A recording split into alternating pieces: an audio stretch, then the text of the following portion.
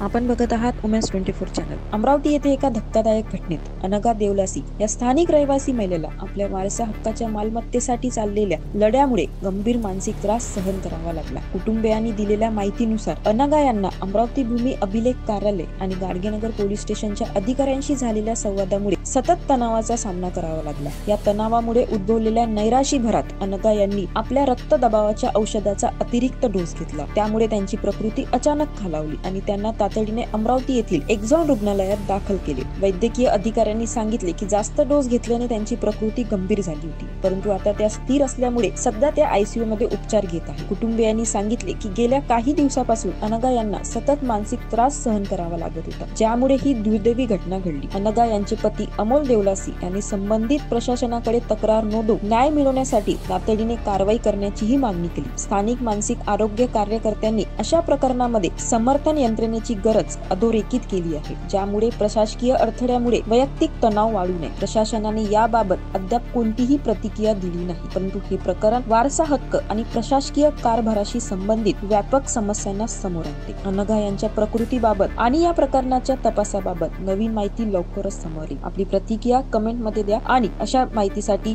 Women's 24 channel सोबत जुळलेले राहा.